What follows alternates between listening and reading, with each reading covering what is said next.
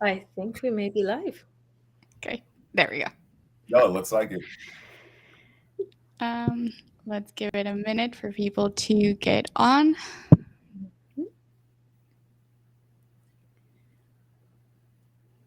Mhm. Hmm,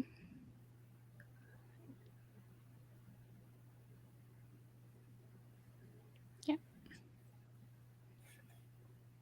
great. Thank you. Um, Hello, everyone. This is Susana Gomez Ornelas. And I am Claudia de la Pona. Together we host Bias Check-in. But today, We are welcoming you to SIOP's Conversation Series podcast, where we talk with leading industrial organizational psychologists. so this is episode 31 of the series, and we will be talking about one of the 2022 top 10 trending topics in the field of biopsychology, managing the transition into post-pandemic work. Welcome to the SIOP Conversation Series podcast, Dr. William Luse. Morning, everyone. Really a pleasure to be here, and I am looking forward to our conversation this morning. Dr. William Luse is an assistant professor of management and leadership at the University of La Verne, where he teaches negotiation, organizational behavior, and conflict management courses. Dr. Luse's research interests include individual differences, group teams, and organizational justice. His research is published in Current Psychology, Equality, Diversity, and Inclusion, an international journal and Journal of Applied Psychology. William, thank you so much for joining us today. And to start our conversation, we would love to hear about your journey as an IO psychologist. So, how did you get involved in the field and what spurred your interest in individual differences, groups and teams, and organizational justice? Well, I'll start by answering how did I get involved with industrial psychology first by saying that um, it's a field that honestly I wish I would have known more about as I was working my way through undergraduate and grad school, right? Where to me, industrial psychology is one of the best kept secrets as far as a career path here in this world, especially within business management psychology and things like that.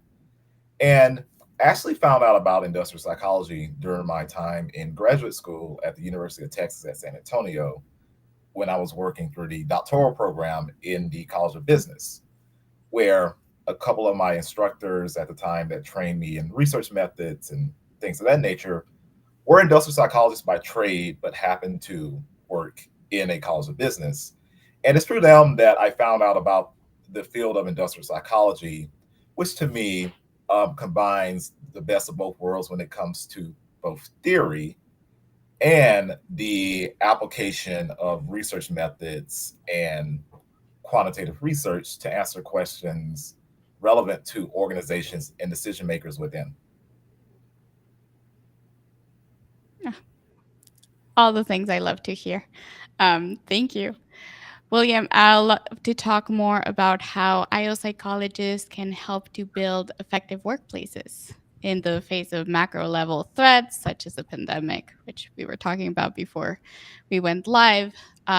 One of your research studies found that women and those with higher levels of concerns about COVID-19 pandemic were more Mhm. likely to seek mentorship. So, what are some of the implications for organizations? Well, one thing I think that we have to consider when we think about the COVID-19 pandemic and some of the things happening in the workplace in general is that a lot of the phenomena and behaviors we're seeing aren't new, but the context that they're happening in is very new to all of us, right? Both from a practice side and a research side. But as far as that specific study, our findings that not industrial psychologists, but employees that were concerned about the pandemic, especially women, reached out to mentors more, indicates that there is a there's a mismatch or there's a gap or issue somewhere as far as the support that women are receiving in the workplace as far as mentorship and advancing their careers and and also what organizations are providing. right? Mhm. That makes so much sense. We saw that also with just how many women in the beginning of the pandemic faced employment insecurity or had a hard time re-entering the workforce. But you also have conducted some research looking at how the pandemic is impacting employee performance and outcomes. Mhm. What are some key findings of that, and what can we learn from that moving forward? I would say the most important thing moving forward is that we need to be mindful of the needs of employees, and organizations should be flexible whenever possible as far as how resources are allocated, whether it be, compensation, which is in of itself is a resource, but also the resources and time that are needed to perform jobs. Where now more than ever, I believe that and when I say we, I mean organizations collectively, we have the technology, we have the know-how, we have the ability to make jobs flexible for employees, but we need to trust them, when we offer them these opportunities for flexible work and work where we're not being directly supervised, and also taking advantage of the technologies we do have to make this a reality. Where when I read these headlines about CEOs and top managers wanting their employees back into the workplace, I think um, I think it's a little concerning and disappointing from my perspective, both as an employee and someone that studies organizations, in that underneath the surface, that implies that they don't really trust their employees. And trust is what makes society work. And also, trust is what makes organizations work as well. Oh, yes. That finest T word, trust. So important. Your research is primarily guided by the general question of how do individual differences impact life in organizations? So, Mhm. what are some interesting findings with respect to individual differences? How can organizations leverage those findings to support their people and their performance? I would say there is so much research out there, but one thing that immediately comes to mind for me, at least, is when we look at gender in the workplace. Um, Oftentimes, like, yes, we'll read these studies, or we'll see these reports saying that women struggle with these issues, women struggle with those issues, you know, right? But in a lot of cases, it's just not the variable itself. But when we consider identity as an onion, or having multiple layers and multiple facets, I feel like we really need to look at a deeper level and ask questions as to, well, why are women facing these issues in the workplace? Why are mothers facing these issues? Where oftentimes it's just not the variable itself, but rather it's the unique experiences and resources that people have at their disposal that are leading to the outcomes that we are seeing. Makes so much sense. It's not only gender, but think of socioeconomic status. I mean, all of the variables that can compound adverse impact. But you've also done some research investigating how the personality and the physiology of individual employees influences group and team performance. Mhm. Share some insights from this research, like how can organizations leverage your research when developing work teams or groups? Actually, this is like really some of my more interesting research. It was actually my dissertation, where I looked at, well, how does testosterone impact performance in teams as they are working under different task and independence conditions. And the finding was that, well, testosterone helps these teams perform better, but only in the context where people working in the team can contribute, that make their individual contributions to the team's collective product. Where often when we think of testosterone, we think of aggressiveness, risk taking, generally brash behavior. But one thing that their research showed is that physiology is something that as organizations, we shouldn't be tampering with directly, right? Or these are individual differences that they can't influence directly. But what really matters, and this just isn't for physiology, but it can be for any individual difference, is that the context in which behavior is occurring or the context in which we are placing people in and expecting them to perform is what matters. Where bring this out and making it a little more general. Oftentimes we can't tell people to have certain personalities when they're performing sales jobs or doing things like that. But we can, again, when I say we, I mean organizations. Organizations have quite a bit of influence as far as the context in which behaviors are occurring and how employees are expected to perform, where they're expected to work, and things like that. And I really think that that's a resource that in many cases is underutilized. Thank you. You have taken the time to assist nonprofits in the past with mission critical projects that advance their mission and goals.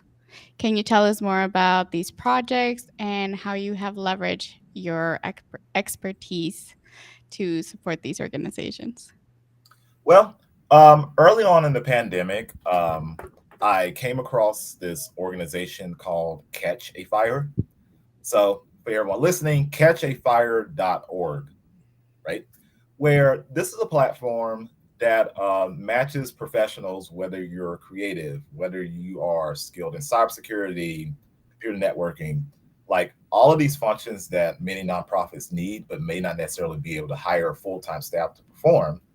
But it allows us as volunteers to go in and help these smaller nonprofits work on various projects as far as, let's say, creating a plan for recruiting board members or modifying organizational strategy or creating hiring strategies or various HR practices where, again, these are things that organizations need, particularly smaller nonprofits, but may not have the time or the resources to do themselves or hire staff to do. And it was a really rewarding experience to me in that it allowed me to work with organizations that just through your regular form of consulting and things like that, that I would not have been able to do so.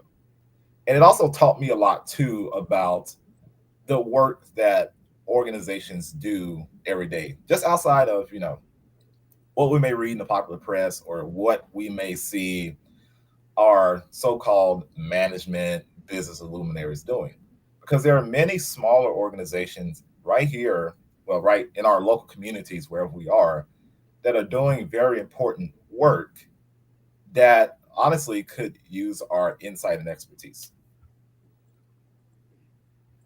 Can you tell us a little more about, I don't know, your most impactful work with them or the best project?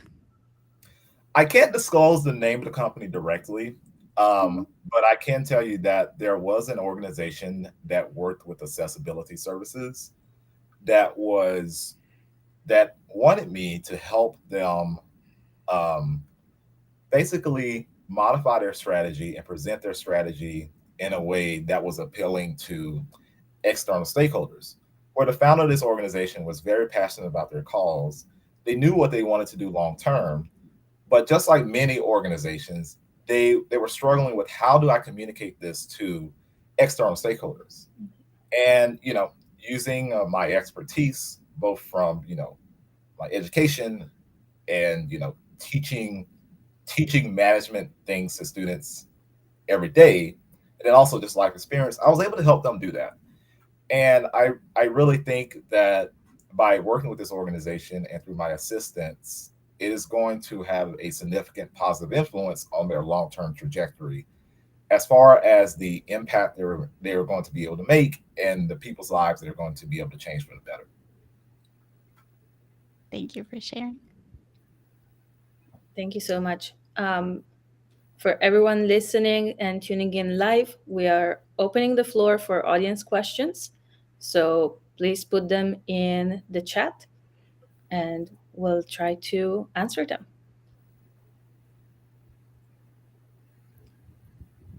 And while we give everyone a minute to gather their thoughts, I actually had a question following up on something you shared earlier, William, speaking of employers and trusting their employees. And that's definitely something that we've seen a lot with popular discourse in going back to the office and giving measures to work from home. What advice would you give to an employer that wants to trust their employees more, or that wants to build that relationship more? Personally, I would say give your employees the opportunity to prove themselves to you. And I don't mean this in a way where it's one of those got you moments, which I'm pretty sure, again, unfortunately, we all are familiar with. But, giving people small responsibilities and wrap them up over time and giving them the opportunity to prove themselves, to me, is like the best way to do that. But in saying that, I also feel that that's something that should be part of what you're doing every day, if that makes sense. Where if you aren't building, if those opportunities to build trust and relationships aren't built into the work and are making work meaningful, that's something that you should do, right? If you aren't doing it already. Absolutely. I see so many employers being in that conundrum of wanting to give freedom and Mhm. more trust to their employees, and on the other side, feeling the pressures of the organization. And it's been a very interesting phenomenon to observe. Yes, I would say that part of it comes from, we often don't talk about like the legacy of management or the reasons why we do the things the way we do, excuse me. But a lot of our management practices, when you really think about the history of management itself, they come from a very production related standpoint, right? Where I, supervisor, I am watching you assemble this thing. And I can only trust you if I'm watching you assemble this thing and doing it properly and correctly in real time.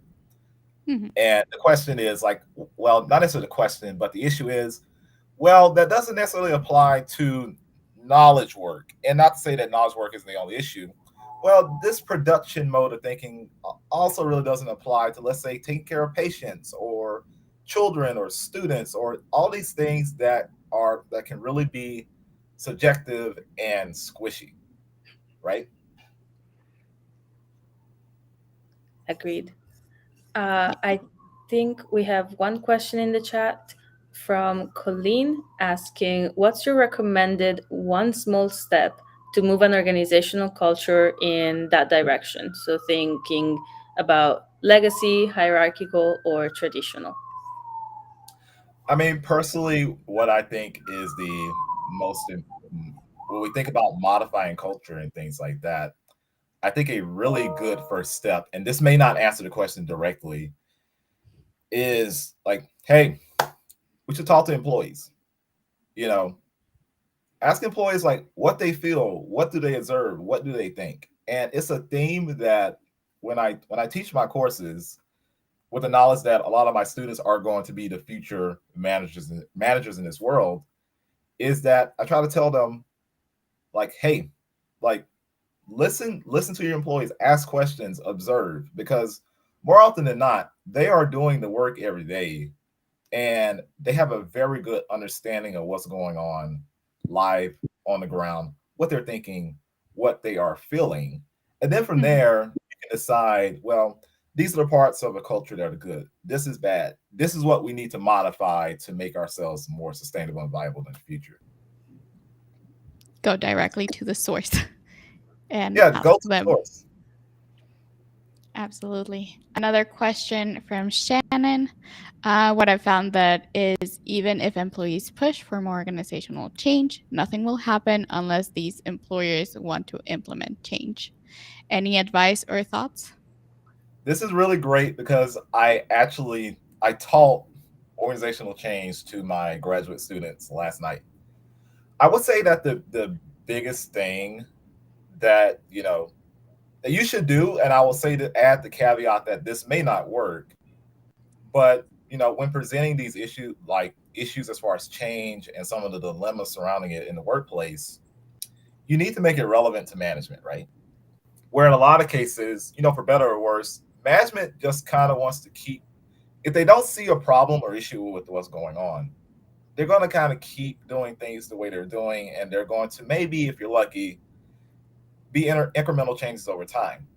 But all of a sudden, you will find that not just management, but people in general, when things are presented to them in a way that, hey, this is going to impact you and your outcomes over time, they are very quick to, we would hope, change what they're doing. And again, we would hope for the better. So I just really think that it really starts with understanding both management, their current position, and also what are some of their underlying interests behind the actions or inactions they're engaging in.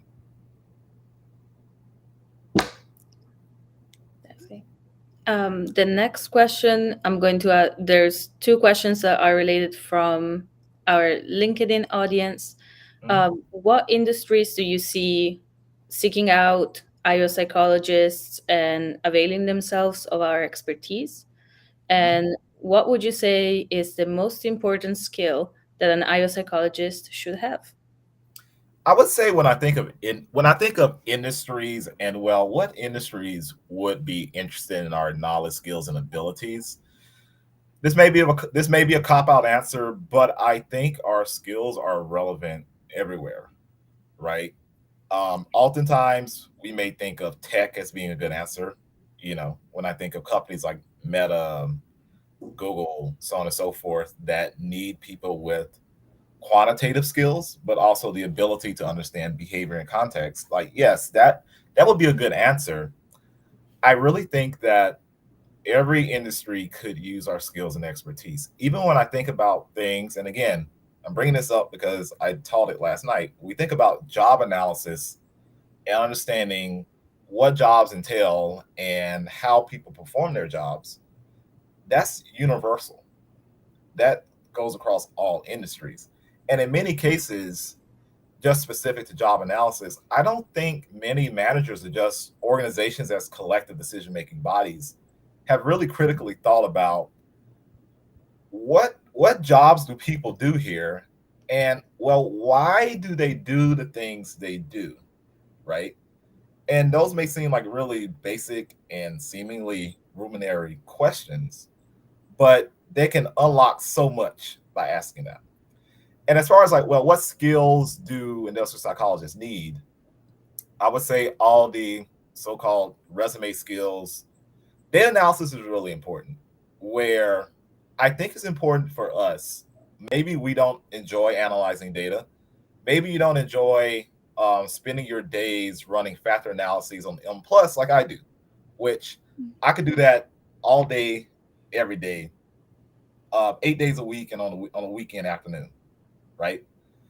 But it's just important where maybe if we're not a complete expert, it's important for us to be able to interpret and understand data. But just more generally, whether you enjoy data and experience or not, I think it's important for us to be curious and ask good questions. Where, of course, we have the skills to understand everything that's happening in organizations, right? Or we should through our training and experience. But I think that that domain expertise gives us the ability to ask questions that help improve organizations for the better.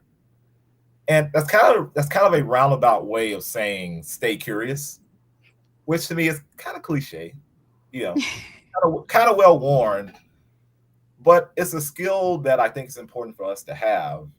And it's also a skill that I think, unfortunately, is kind of discouraged for a lot of us, as we grow and mature into adults. But I really think it's important to be curious and ask those questions. Why is this happening? Why are you doing that like that? Or, who are you talking to? Like, these really, again, simple questions have the ability to unlock very interesting insights. There's definitely reasons why that's a well-worn answer, as you said. Like, it still holds true. Yeah. Tanya from LinkedIn took the words out of my mouth. Anywhere where there's people and there's a business, IOs should have a place. Actually, and I would even go forward to say this, where I think about the future where people are going to be working with machines. but I also have to caveat that we've always worked with machines. A wagon with four wheels is a machine. Whether we think about it in those terms, but when we think about the future, as far as people working with AI or people working alongside robots and things like that, I think that that's going to be a field at a very general level that I think is going to need further investigation. Where I think about things, and when I think about machines, I think about artificial intelligence. Yes, these are buzzwords, but I'm thinking about, process automation, where how do you as an employee, how are you interacting with this machine that's engaging in process automation? How's it impacting about how you feel about your job? Do you feel more engaged? Are you receiving those benefits that people claim that process automation is going to give you, as far as it frees you to do more creative work, or it frees you from the monotonous parts of your job? Like, number one, is that really happening? And then number two, are those benefits, are you receiving those benefits that people claim that are occurring? And I think that that's something that's very important, where again, we as humans, we've always worked with machines, all the way from wagons to your standard laptop, running, doing Excel sheets all day. But the question becomes like, well, when these machines become more salient and the work that they do is much more visible to us, our eye, and how we perform our jobs, what happens then? And how does that impact our thought processes around work and how we do work? Absolutely. Let me try my translation skills here in the moment. What does, in the context of IO, how do you see workplace ethics taking place? Oh yeah, I read the same thing. It's nice. I still remember my Spanish from high school. Shout out to this rule. But I think ethics are important. And my paper in current psychology, we kind of discussed this a little bit. But I would say outside of that, the biggest takeaway for me when I think about ethics is that, and again, this may be a cliche answer, but I think that ethics should be embedded everywhere, where we should be constantly reminded, and I don't mean signs on the wall or prompts on our screens, but we should be reminded that ethics are important. And it's important for us to engage ourselves in an ethical manner when we perform our work. But bringing this out to a more general level, and when I think about the the present of the workplace and the future of the workplace, I think ethics has its biggest role in that, because we're working remotely and now more than ever, I think organizations are collecting a lot of data, or rather, have the potential to collect and access data that they otherwise in the past have ignored or devalued. And when we think about things, for example, I'm having a brain freeze. But what do we call those things that monitor like our cursor movement and things like that? That software. Oh, I think the Scroll. euphemism for it is a productivity software. Yeah, But when we think about productivity softwares and things like that, those questions as far as should we even collect this data, and if we do collect this data, how are we going to use it? I think those questions are like very important in terms of ethics, where should we constantly monitor the behavior of employees, where again, that may, on the surface, it may sound like an issue as far as privacy goes, but I think that it's really a question of ethics, where number one, should we do this? Number two, if we do this, like what should we do with this information? And I think that is something that's not being thought through clearly, as a collective body of organizations and people in organizations. But it kind of concerns me in that, and yes, the intention does matter, but also also not just intention, but like the knowledge of like how this could impact people matters as well. Yeah. What does it mean to have this information? Why do we want this information? How are we going to use it? Yeah, where in a lot of cases, I think that in organizations have good intentions, but they don't consider how doing this or how engaging in that action could impact the behavior of employees like downstream. Mm-hmm. Where it's just not the action itself, but how do we react to the action? And it's something we've been trying to understand since the Hawthorne studies. Just knowing that an organization may monitor me or another one may not. Absolutely. Let me see. I think I saw another question a little bit back that we may have skipped. Give me just 1 second to find it.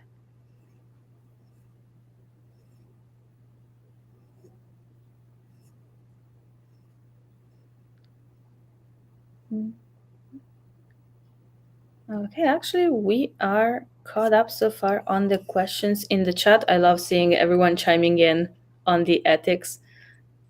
It's definitely something that should be at the forefront anywhere, as you said, like not signs on the wall, but lived in every single day.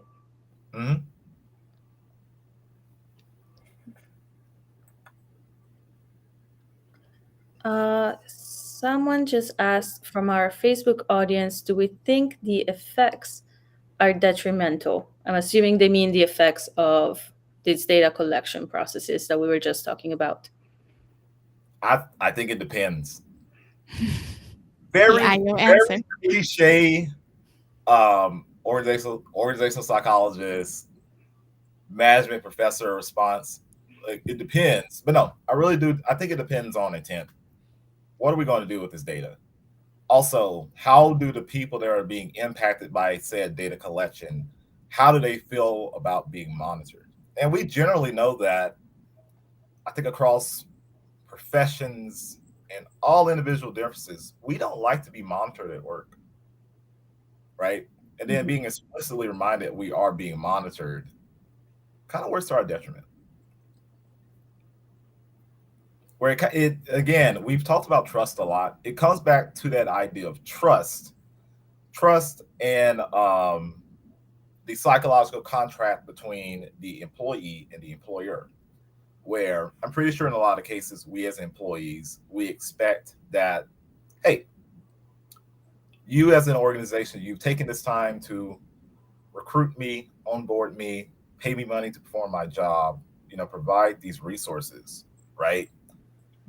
And because you've invested these things in me, like, I'm pretty sure that employees expect, and I mean, this is employees in general. Of course, there could be significant differences within that.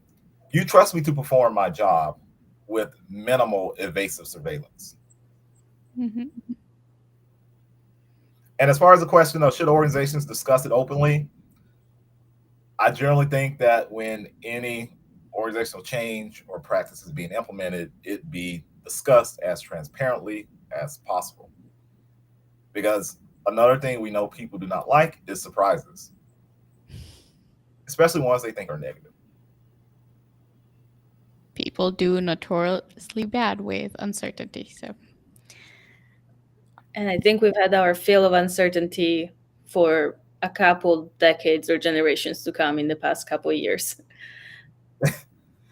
Yeah, no, uncertainty is going to be something that's always there. And, the more I think about, and I'm pretty sure we've all seen the memes and things like that. Like, oh, I'm tired of living through unprecedented times, like out here on social media and the internet. But I do think at the same time, a lot, especially in Western context, we think like, oh, all these things happening at once, it's just terrible. It's like, it's unsettling. But there are people around the world that are living through significant changes and disruptions every day, right? So I think part of that and understanding, how do we deal with this uncertainty and things like that, is partially perspective. And it's also partially like, where in the world did we happen to be born? Where do we happen to live now? Where do we happen to be doing life daily, right? Agreed. Like, definitely the context in which we're socialized in that aspect matters incredibly in setting our baseline for what is change that we consider normal or unprecedented, as the memes would have it.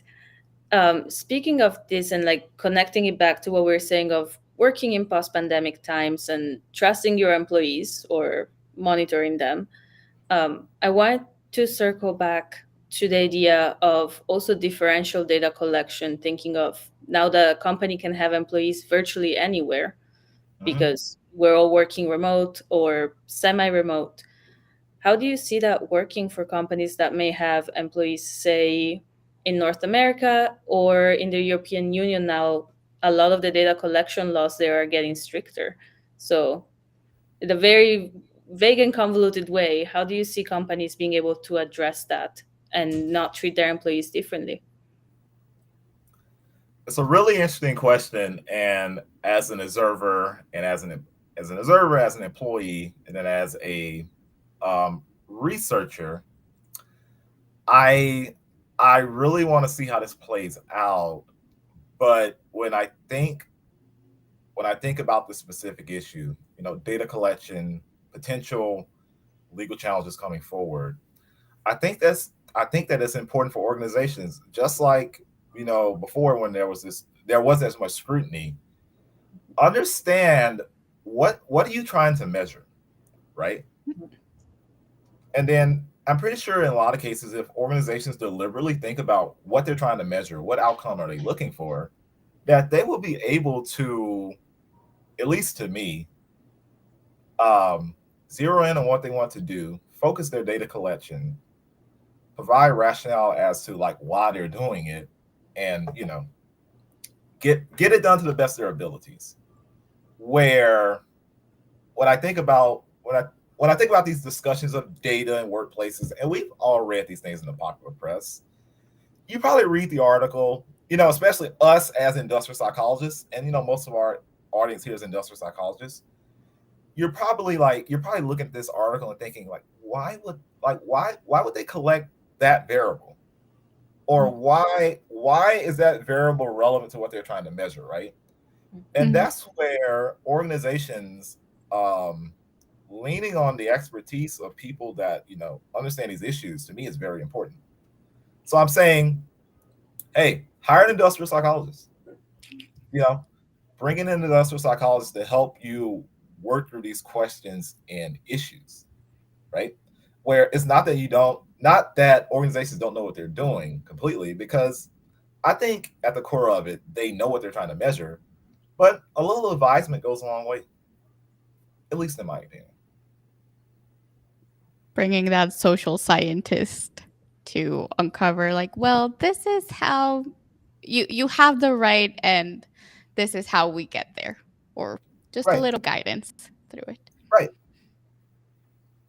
We have another question. How does an IO psychologist dwell in that weird, messy space between data and the water cooler? That is, management wants to have reliable data in order to feel confident that they can lead an organization forward, but there are also in the forces coming from the traditions, norms, etc. That's a really interesting question where I think we will never be able to escape like the forces that are influencing the people and the organizations that we are studying or advising, right? That's just something we're never going to be able to get away from ever.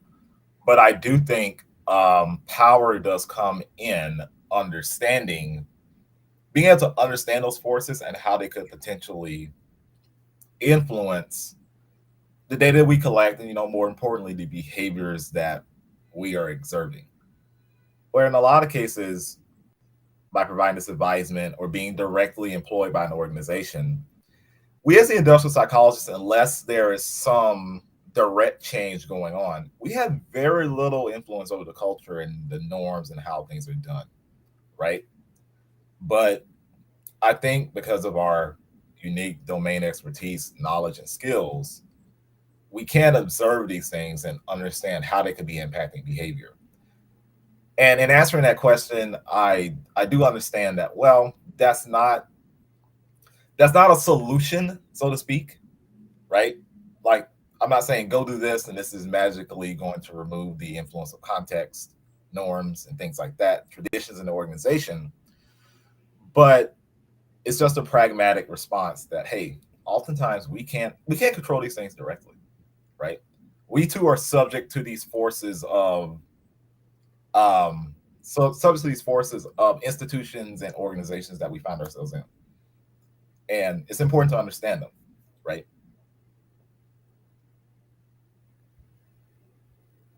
Agreed. Especially, yeah, absolutely. Subscribing to everything you just shared, it's always such a challenge. If anyone does have a magic translator from data to water cooler, please by all means let us know. Yeah, but as far as water cooler, now that I think about the question a little bit more, it seems like really a question of how do we translate, these very subject matter expertise conversations into the daily the daily discourse and conversations that occur in the workplace, right? And I think it just simply starts with, you know, again, sounds cliche, having conversations, right? Where in a lot of cases, and we as industrial psychologists, we're not the only field that struggles with this. I feel like a lot of times when it comes to science as an endeavor, we don't do a great job of discussing our findings and insights with the general public. And I'm pretty sure we can all see that from what we see on the news every day, popular press and things like that, right? But I do think that meeting people where they're at, making things relatable, understandable, and immediately applicable to their daily lives is like a good first step in that direction. And then just talking to people as if they're experts like on their lives and what they do, because they are. They may not use the same terminology that we do. They may not say factor analysis or double barreled survey question, or job analysis or things like that. But even though they may not have that expertise, they do understand like their lived experience and the things they're doing at work every day. Claudia, we've had this conversation on the podcast of how to bring the scientific to the public discourse and making it work for everyone. I still think, like, for me, the biggest challenge there is the generalizability that William, you touched on a little bit, that idea of we can make this understandable to a non-technical audience, but then the challenge is, okay, is this going to be taken into popular discourse and generalized to a context very different from that in which maybe the research happened, or the variables that we considered are no longer valid? Right. And that's something we see quite a bit, right? Where once things enter the public discourse, we have very, very little control, right? And it's like the dynamics as far as like the expert says this must be true and it must apply everywhere is something that is honestly very fascinating to see, right? But the expert in most cases actually isn't saying like, oh, the expert isn't saying this applies everywhere, this is relevant everywhere, but they're saying that it's a possibility, and it's also maybe a stronger or weaker possibility depending on what context that you're in. And I honestly, I don't know how to solve it, but it is something that is very fascinating to watch play out. Oh, yes, it is. That mad scientist in me is going a little stark crazy right now. All of the ideas that can be said, well, how long have we played telephone with the findings of this study? And by the time they make it to popular press, or by the time they make it to our social media, how many lenses has it gone through? Oh, yes. Okay. I think we still have time for maybe one or two more questions. If anyone has questions that we haven't seen yet. Um, let's see. We have a comment from Jason. He on LinkedIn. He lets us know that the data may show that changing a certain behavior is obvious, but that behavior change might get leadership squirming or uncomfortable because they know the implications go far beyond what the change behavior will produce. That's also very true. Like sometimes it's just challenging to for us coming in as external IOs or even as internal consultants to see all of the repercussions of that one change behavior and all of the butterfly effects that leadership may be expecting. Right. And I think that that's not a special case. I think that that occurs quite often, right? Like when we see how people like react to like let's say new training in the workplace or new practices where honestly it may unsurface issues or create behaviors that not that just aren't like let's say aren't desired by management but can create completely change the dynamics of the workplace itself, right? But again, I think at the end of the day the best thing, at least for the industrial psychologists here in the audience, organizational psychologists here, that we can do is try, not necessarily try to anticipate every possibility because we can't do that, but just realize that a lot of times people don't like change. And even though the behaviors may look very different across contexts, that the ways we react to change can be very, when we look, if we were to look at them in terms of like constructs and general descriptions are very similar. Let's say absenteeism or disengagement. Now, the forms that those things take can vary greatly across contexts, organizations, workplaces, people, but even decreased OCBs, where quiet quitting to me, and I did write my idea champion, my third quarter idea champion commentary about this, where we think about quiet quitting. And yes, I'm getting us a little off track here, but I'm going to bring it. I'm going to bring it home. The idea of quiet quitting itself is simply employees perceive that there is a violation in the social contract between what a psychological contract, excuse me, slash social contract between them and the employer. Where guess what? Employers collectively have been violating their contracts, their implied contracts with their employees a lot the past couple of years. Being stressed, overworked. We could go on about that.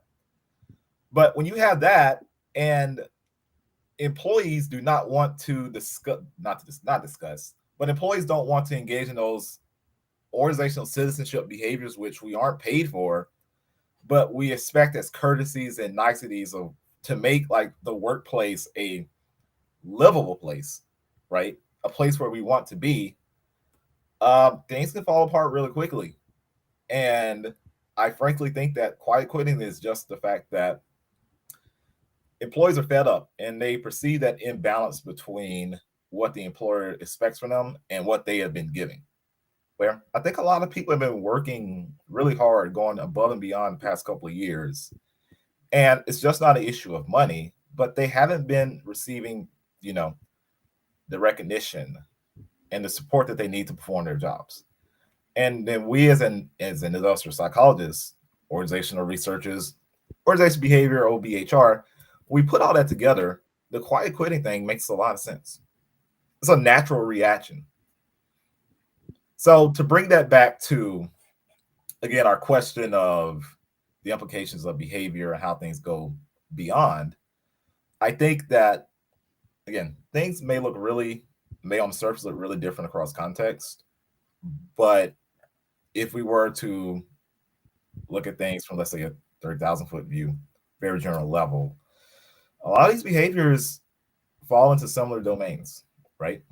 And they are just expressions of discontent.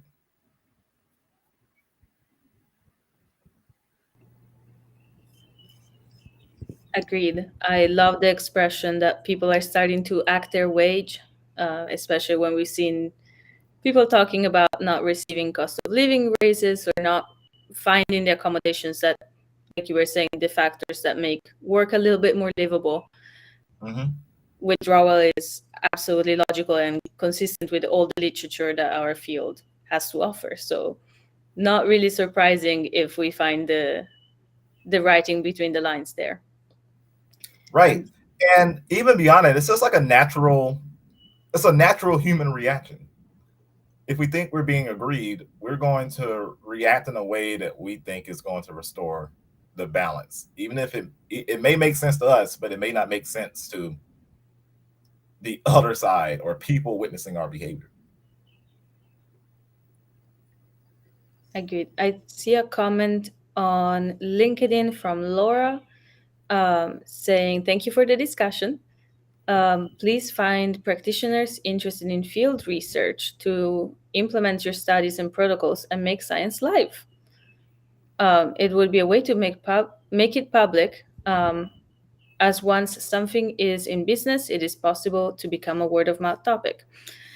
I think absolutely to what we were saying of making the translation from our data centric, Mhm. maybe technical jargon more and more accessible to more and more people, so that once it does hit popular culture and literature, it's more accessible.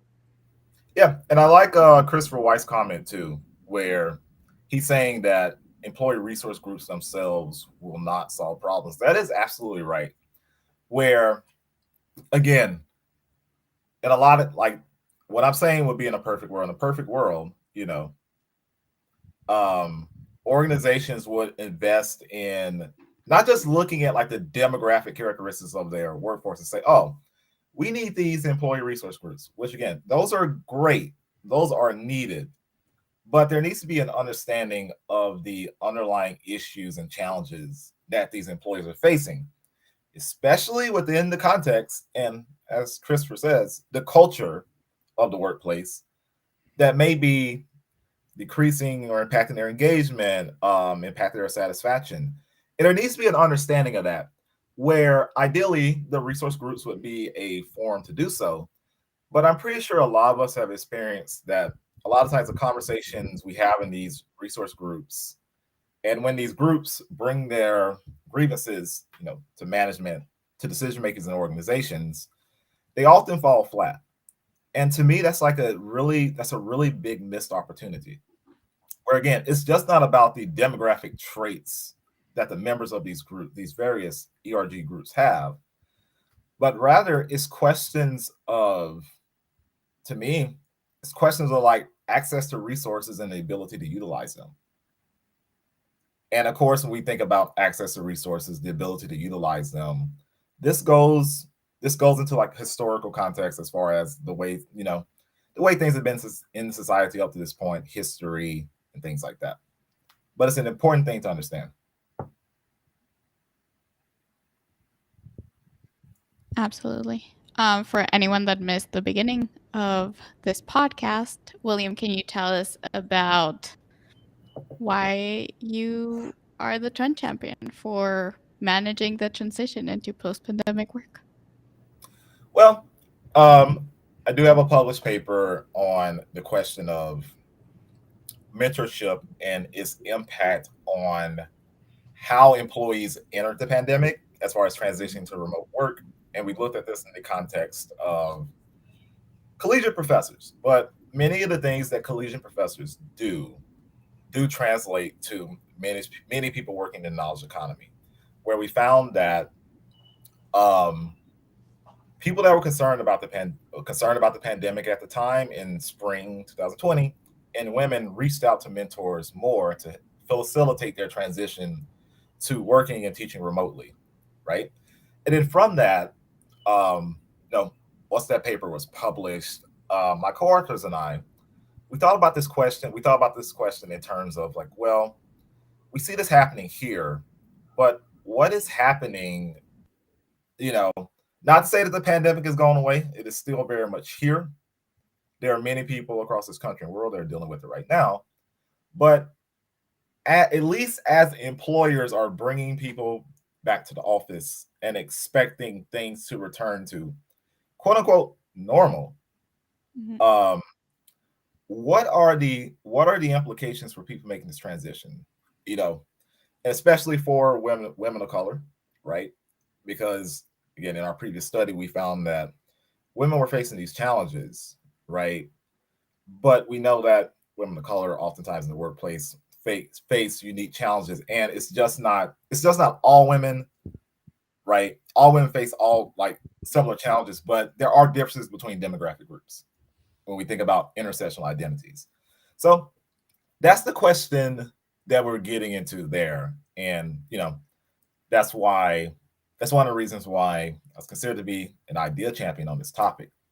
But I also think it's important too for us to remember that even though these things are new and these things can be new, they can be scary for us to deal with, especially as we are going through them in real time. That there are a lot of theories and insights out there that are really illuminating and do a really good job of explaining the moment that we are in. And in my conversations, as far as being an idea champion, I have tried to draw on these, to the best of my abilities. Where I have word counts, I have limits as far as like what I can discuss and things like that. But one thing I do think of when it comes to this transition back to again, quote unquote normal. I don't think things will ever be the same again. Like we're not going to go back to um March pre-COVID, everything shutting down in 2020. But I do think that, and I discussed this in my paper, well, in our paper, is the idea of career shocks, where even if people retain their employment, retain their jobs, the world collectively has been through a collective shock. And this shock has also impacted our careers and how we will proceed forward, where some people have been able to weather the shock just okay, or maybe some people have benefited from the pandemic and the conditions it's created, but there are many other people out there that are going to be significantly and adversely impacted going forward. Mhm. And I think that this is important to examine because it's not something that's going to play out in 6 months or a year. And yes, we've seen studies out there that have discussed this, but I do think the shock waves from this career shock are going to play out for decades to come. Unfortunately, I think that was all the time that we had. I know there's a couple more questions in the chat. So as we close, I also want to remind everyone that the workplace trends, as well as our champions quarterly updates, are always available on the SIOP website. So if you're interested in this conversation, want to read more, please catch up to all of the updates that our champions provide us. And to our podcast listeners, to everyone in the live, thank you so much for tuning in. Thank you for a very lively chat conversation. And William, on behalf of SIOP, all of our listeners, thank you so much for engaging, enlightening us, and for taking the time to come on our microphones and speak with us. Thank you. Really enjoyed it. Please join us for our next conversation on December 1st at 11:15 Eastern Time. Thank you for joining us today. We look forward to talking to you again soon. Until next time, and take care. Thank you, everyone.